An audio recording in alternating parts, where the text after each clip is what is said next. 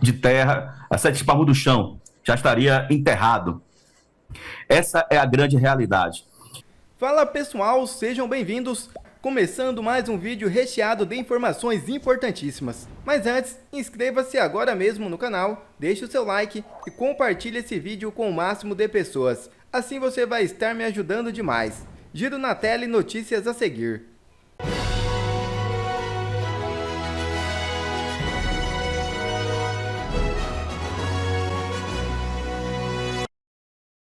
Gostaria de ouvi-lo, por gentileza, o João Vitor Teófilo, para a gente ouvir depois o Leandro de Jesus, por gentileza. Pois é, Léo, inclusive repercutiu internacionalmente, viu? A mídia internacional deu bastante destaque para isso também, mas enfim, o presidente Luiz Inácio Lula da Silva passou na manhã desta quinta-feira por um procedimento médico para evitar um novo sangramento na cabeça. O médico Roberto Calil, após o procedimento, que teve início por volta das 7h10 da manhã desta quinta-feira e durou menos de uma hora, disse que o presidente está acordado e conversando. A técnica não é considerada uma cirurgia, mas um procedimento endovascular e não vai influenciar na previsão de alta da UTI, que deve ser ainda hoje, quinta-feira. A intervenção faz parte do protocolo pós-cirúrgico. O petista, que tem 79 anos, fez uma cirurgia de emergência na madrugada de terça-feira para drenar um hematoma na cabeça, ainda em decorrência da queda que sofreu no banheiro em casa em outubro. O médico do presidente, o Roberto Calil, que a gente acompanha aí na tela, afirmou ontem que o novo procedimento já estava sendo discutido pela equipe. Trata-se de uma intervenção considerada de baixo risco, relativamente simples, segundo o próprio médico. Segundo o médico, esse procedimento tem o objetivo de evitar um possível novo sangramento. E ele destacou o seguinte, abre aspas, embora a chance já fosse pequena por conta da drenagem, a probabilidade de ocorrer um novo sangramento foi ainda mais reduzida com esse procedimento. A evolução favorável foi o que permitiu a realização desse procedimento, que, embora delicado, teve uma evolução muito boa e o estado geral do presidente está ótimo. Fecha aspas. Bom, logo após a cirurgia realizada na terça-feira, os médicos disseram que Lula não ficará com nenhuma sequela e que as funções neurológicas dele estão preservadas. De acordo com a equipe médica do Hospital Sírio-Libanês, a previsão é de que o presidente retorne a Brasília no começo da próxima semana. Por ordem médica, Lula está proibido de receber visitas de trabalho no hospital até ficar completamente recuperado. Por enquanto, quem assume a presidência da República é o vice, Geraldo Alckmin. Bom, quero ouvi-lo, Leandro de Jesus, sobre essa questão aí da saúde do Lula, que tem levantado algumas questões bastante preocupantes aí, né? Eu gostaria de ouvi-lo, por gentileza. Léo, confesso para você que eu não estou preocupado não, viu? De fato, não estou o mínimo... Não, eu digo não, que eu entendi. A preocupação que eu digo entendi. São algumas informações desencontradas, né? Ah, sim, mas eu entendi, Léo, o que você quis dizer, mas só para deixar registrado, não estou nem um pingo preocupado, de fato, porque, veja só, se Lula... Eu queria que Lula agora fosse um cidadão comum. Eu queria que Lula agora fosse povão. Eu queria que ele tivesse acesso à saúde como todo pobre tem. Como eu tenho visto, por exemplo, aqui na Bahia, né? É um cenário que obviamente se repete em boa parte do Brasil, mas o que eu vejo aqui é um cenário de terror. Então eu posso aqui afirmar categoricamente, se Lula fosse um simples do povo, já estaria a 7 palmos de terra, a 7 palmos do chão, já estaria enterrado. Essa é a grande realidade. E eu gosto de contextualizar essa situação antes de ir para outros detalhes, porque recente agora, inclusive, eu estive aqui no Hospital Roberto Santos e a situação do SUS, que eles tanto enaltecem, não que o Sistema Único de Saúde não seja importante, mas eu falo da situação atual. Aqui nós vemos, infelizmente, até crianças sendo torturadas. Eu chamo de tortura, porque quando você não tem o devido atendimento, e aqui eu não estou culpando médicos e a equipe de saúde, eu estou falando em relação à questão da estrutura que é oferecida para a população, bem como até para as equipes que não conseguem ali oferecer o melhor de si, né, na sua profissão, seja médico, enfermeiro, auxiliar de enfermagem. Então, o último caso, por exemplo, que eu estive aqui no Roberto Santos, uma criança estava defiando porque ela foi fazer um procedimento para retirada de um tumor E, em razão disso, ela ficou sem os movimentos do corpo, né? Obviamente que aí não dá para dizer se foi em razão do procedimento ou não, só que ela precisava ser transferida para um outro hospital especializado para sua recuperação. E, pasmem vocês, essa criança estava lá já há quase 30 dias aguardando uma regulação aqui na Bahia, e se não houvesse ali uma pressão, e olha que eu briguei dentro desse hospital, né, que eles não queriam deixar eu entrar, um deputado, para fiscalizar, para salvar a vida dessa criança.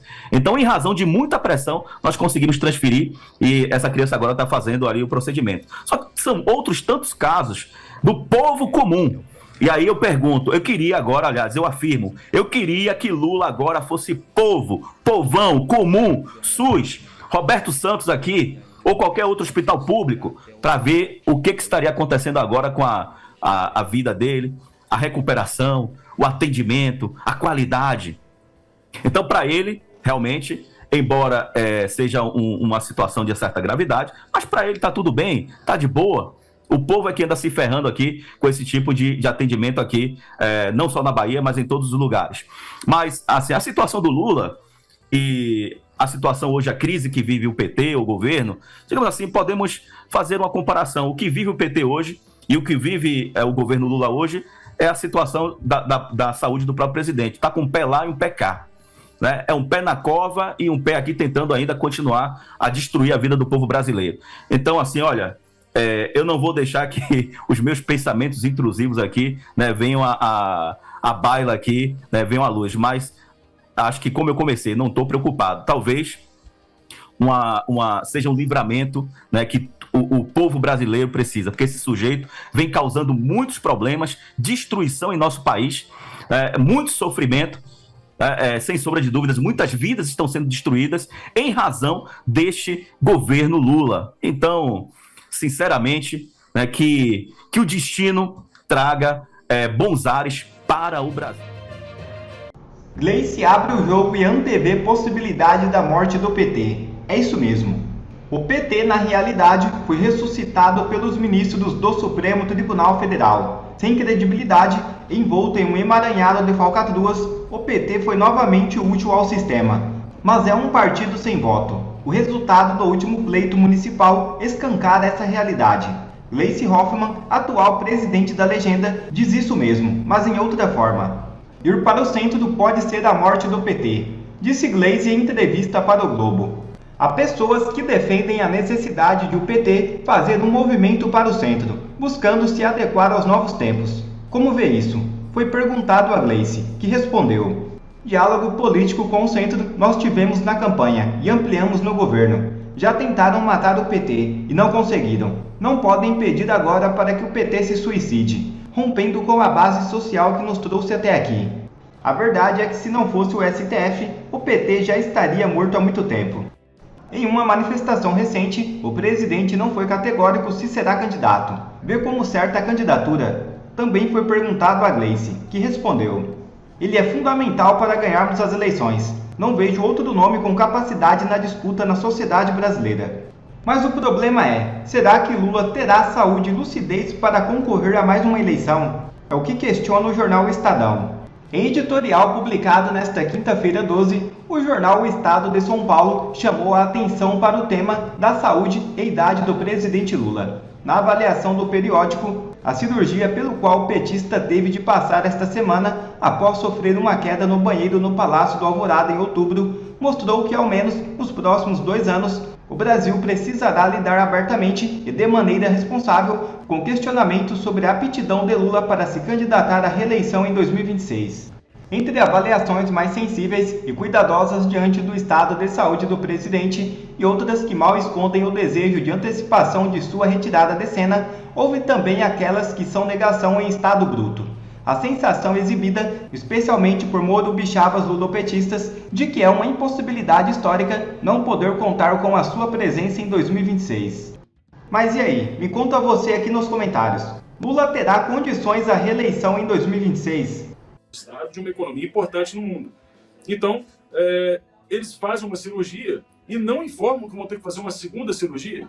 Desculpa, Vitor Brau, eu infelizmente estou com o mercado nesse caso.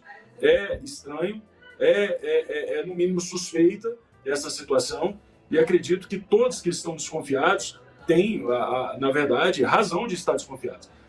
Isso não é um problema de comunicação, porque comunicação eles conhecem muito bem, tanto assim que eles gastam com dinheiro com comunicação. Portanto, vamos aguardar o tempo, porque afinal de contas vai ser o tempo que vai mostrar qual é a real condição de Lula. Enquanto isso, eu deixo só uma pergunta no ar. Quem está governando o Brasil? Porque alguém na UTI certamente não tem condição de fazer isso.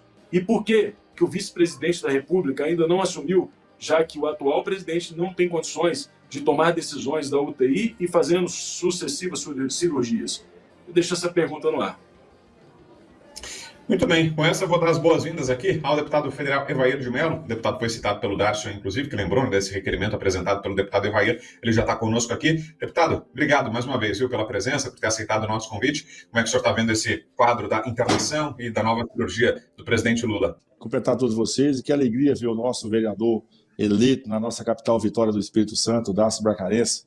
Com certeza uma das grandes revelações agora para a política e desejar a ele um grande mandato. Trabalhador ele é, dedicado ele é, antenado, deu uma contribuição muito importante aqui na Câmara dos Deputados, ainda no mandato, na gestão passada, quando nós estávamos na Comissão de Meio Ambiente, ele era o principal assessor na Comissão de Meio Ambiente, hoje, depois retornou ao mandato, também assessorando aqui a casa, a partir do nosso Coronel Meira, lá do estado de Pernambuco, como seu chefe de gabinete, com certeza a contribuição extraordinária, é muito bom vê-lo aqui.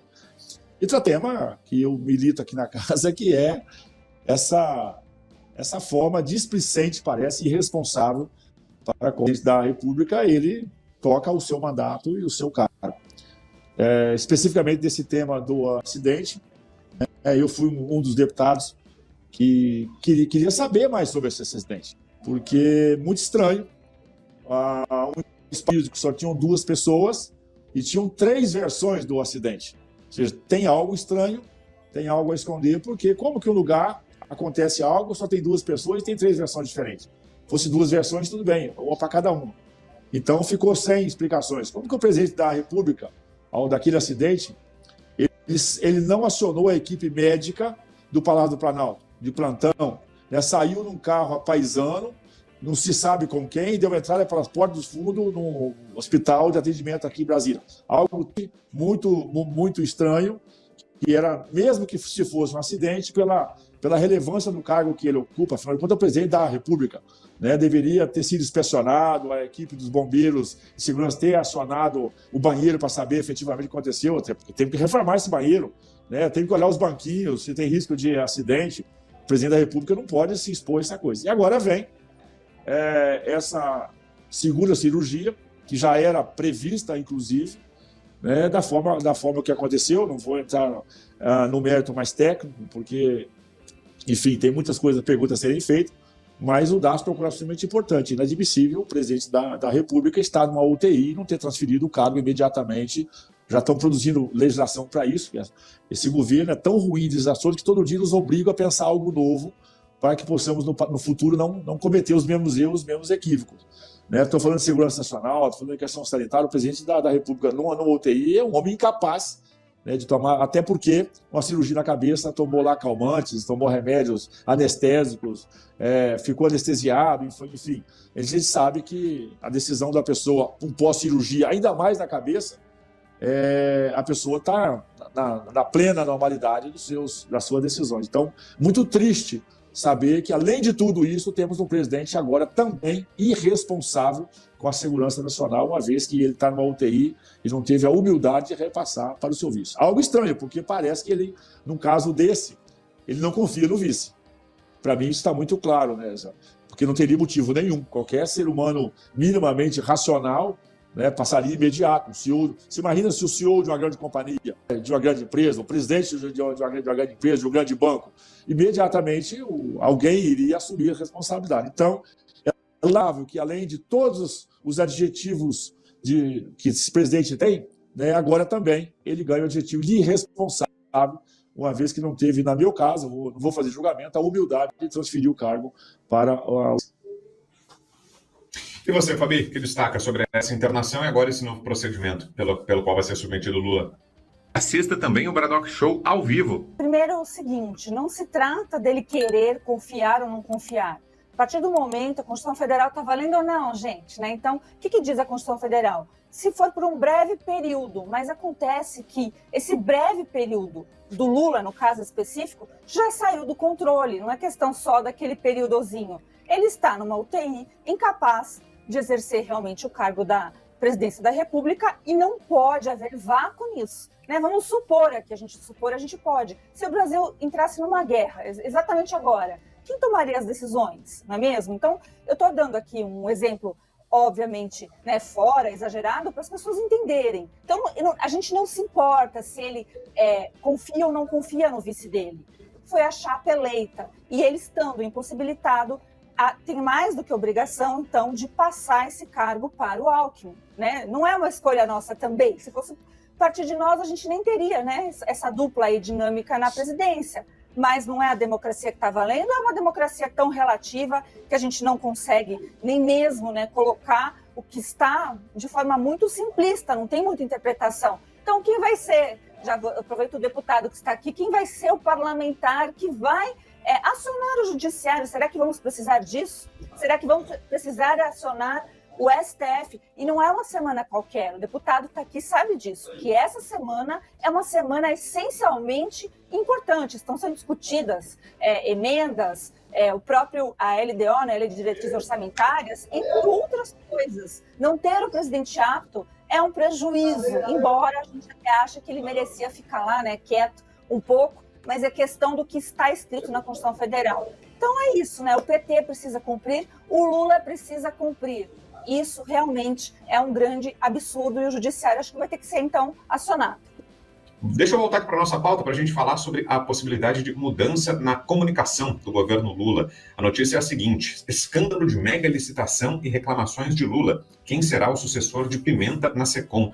Segundo o jornal o Globo, a saída do ministro Paulo Pimenta da Secretaria de Comunicação de Lula já está decidida. Durante um evento do PT, o presidente admitiu que existe um erro na comunicação e prometeu fazer as correções necessárias. O sucessor já teria sido escolhido pelo petista, seria o publicitário Sidônio Palmeira, marqueteiro da campanha petista em 2022. Segundo o jornal Globo, a troca só não aconteceu ainda por causa da internação do presidente Lula, que adiou, mas a saída de Pimenta já está acertada. Enquanto isso, o Tribunal de Contas da União recomendou que a Polícia Federal investigue a mega licitação da Secretaria de Comunicação da Presidência da República. A gente falou bastante, né, sobre esse caso, sobre esse escândalo aqui no Bradock, e agora tem essa recomendação do Tribunal de Contas da União, mais um elemento que pesou contra aí o Paulo Pimenta e que deve levá-lo a deixar o cargo.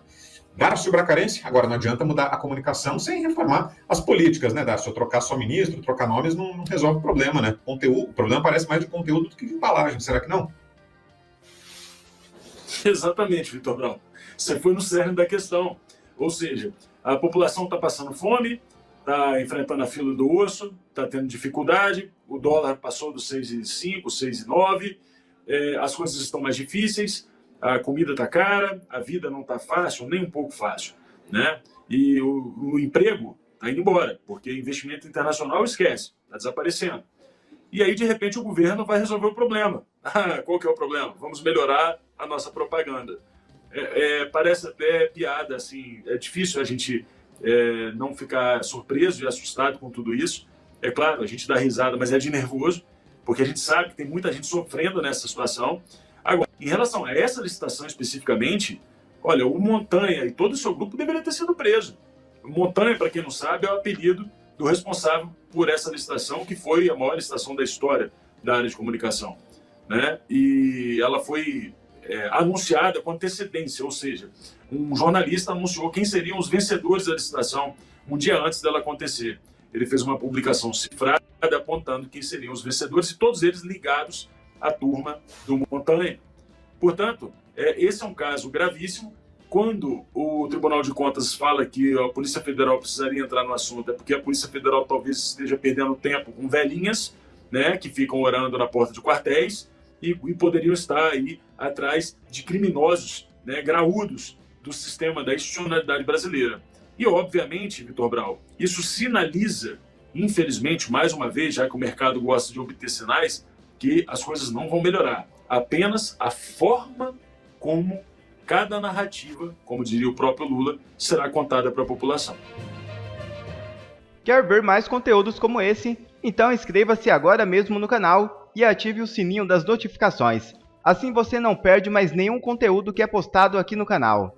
E também já deixe o seu like para o YouTube ajudar a divulgar o nosso trabalho. Fico por aqui e que Deus abençoe a todos. Brasil acima de tudo e Deus acima de todos.